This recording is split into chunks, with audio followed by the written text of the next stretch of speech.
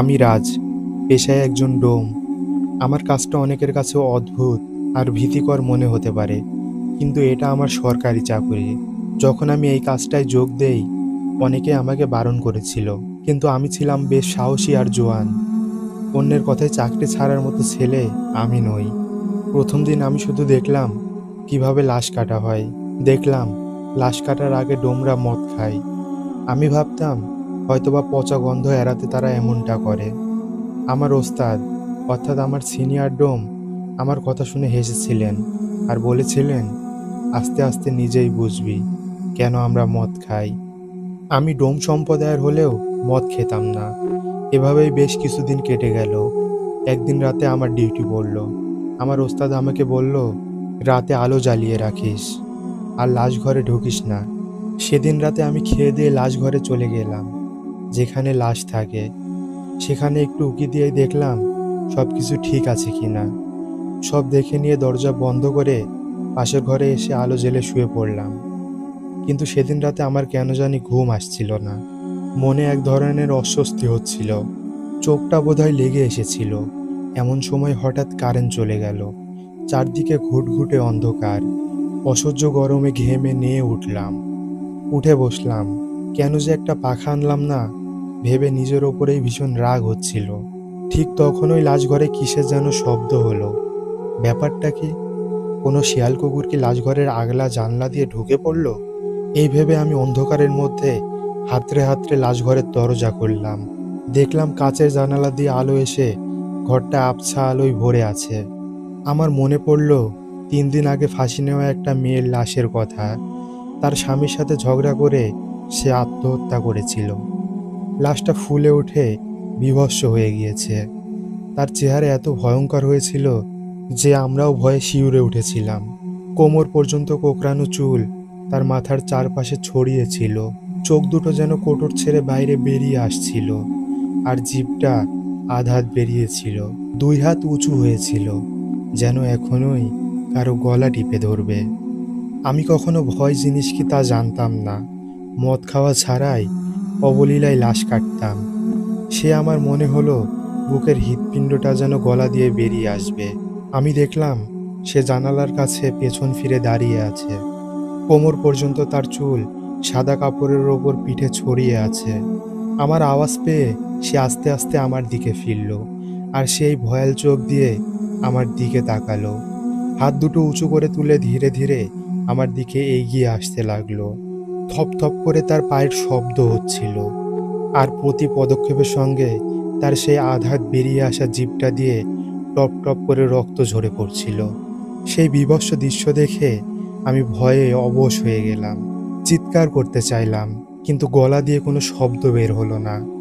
দৌড়ে পালাতে চাইলাম, কিন্তু পা যেন অবশ হয়ে আছে। সে এদিকে সামনে আমার দিকে এগিয়ে আসছে। আজ বুঝি আমার আর নিস্তার নেই।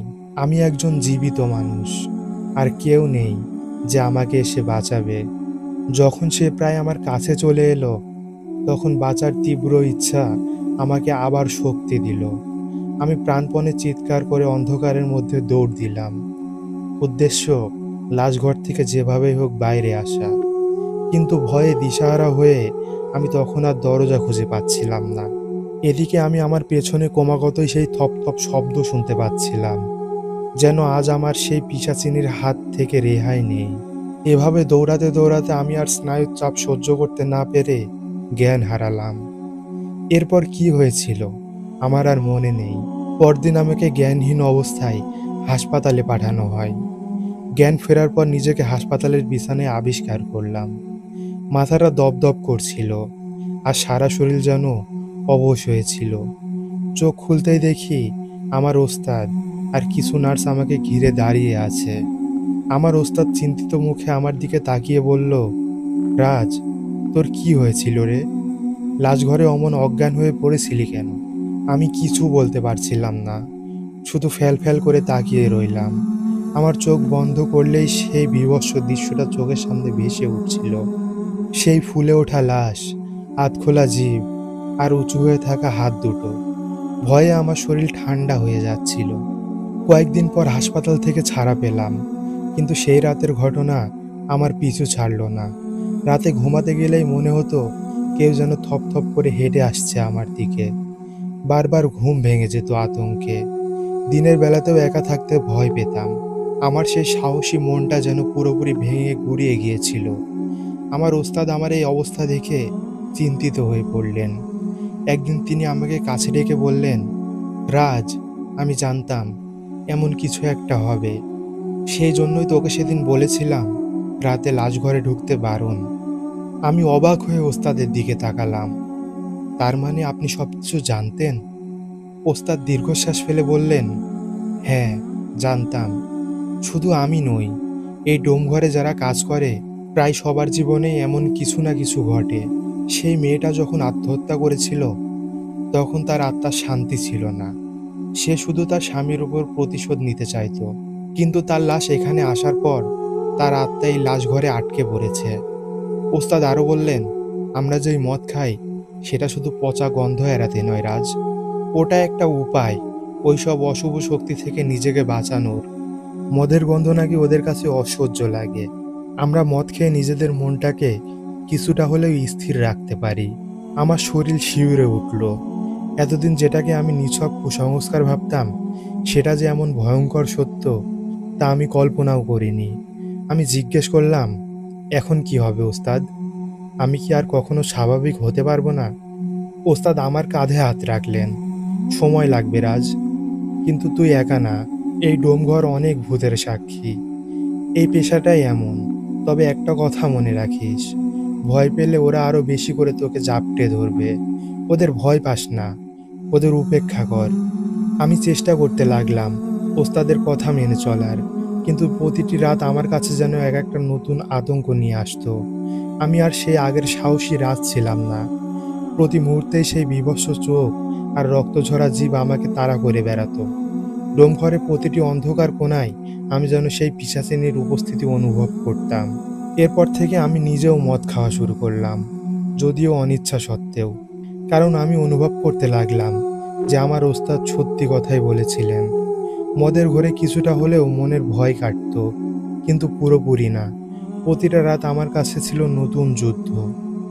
সেই ভৌতিক অভিজ্ঞতার সাথে একদিন রাতে আবার ডিউটি পড়ল। এবার আমি আর একা ছিলাম না, আমার সাথে ছিল নতুন এক সহকর্মী। সেও আমার মতোই যুবক, আমার মতোই সাহসী। আমি তাকে সব ঘটনা খুলে বললাম। প্রথমে সে আমার কথা বিশ্বাস করতে চায়নি, কিন্তু আমি তাকে জোর দিয়ে বললাম যে এটা সত্য। সেই রাতে আমরা দুজনে জেগেছিলাম আর যথারীতি আলো জ্বালিয়ে রেখেছিলাম। কিন্তু রাত যত গভীর হচ্ছিল আমাদের বুক ততই ধুকপুক করছিল। হঠাৎ করে আবার বিদ্যুৎ চলে গেল, আর লাশঘর থেকে সেই থপথপ শব্দ আবার শুনতে পেলাম। আমার নতুন সহকর্মী ভয়ে সাদা হয়ে গেল। রাজ ভাই, এটা কিসের শব্দ? আমি বললাম, চুপ করে থাক, নড়বি না। আমরা দুজনে ভয়ে কাঠ হয়ে বসে রইলাম। লাশঘরে জানালা দিয়ে চাঁদের আবছা আলো আসছিল। দেখলাম সেই ছায়ামূর্তি আবার জানালার কাছে দাঁড়িয়ে আছে। তবে সে এবার আমাদের দিকে ফিরে।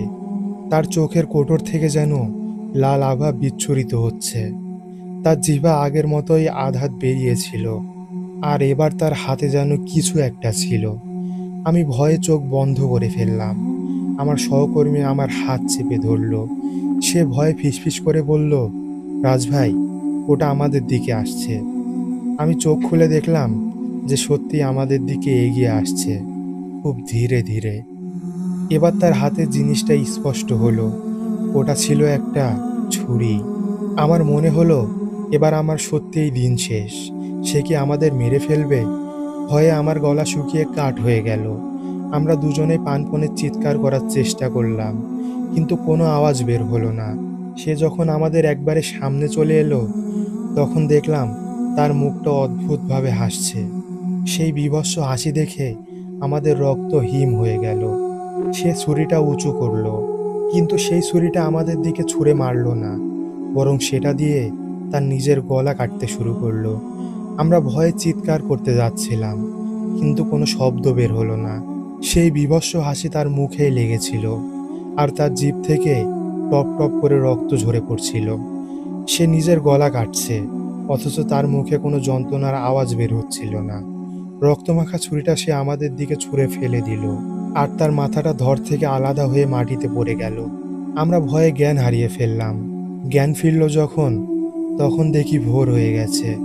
আমার ওস্তাদ আমাদের দুজনকে খাটের ওপর শুয়ে থাকতে দেখে অবাক হয়ে গেলেন। তিনি আমাদের জিজ্ঞেস করলেন, কি হয়েছে তোমাদের? আমরা ভয়ে কোনো কথা বলতে পারছিলাম না, শুধু কাঁপছিলাম।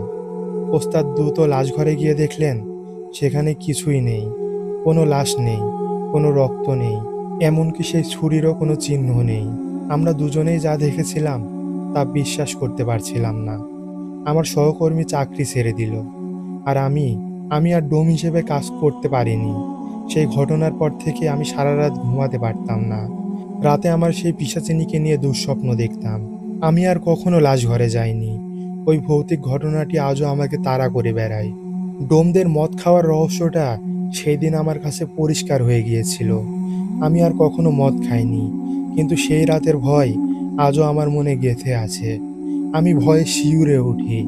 সেই রাতের কথা মনে পড়লে আজও আমার মনে হয় আমি এখনো সেই পিশাচিনীর হাতে বন্দী।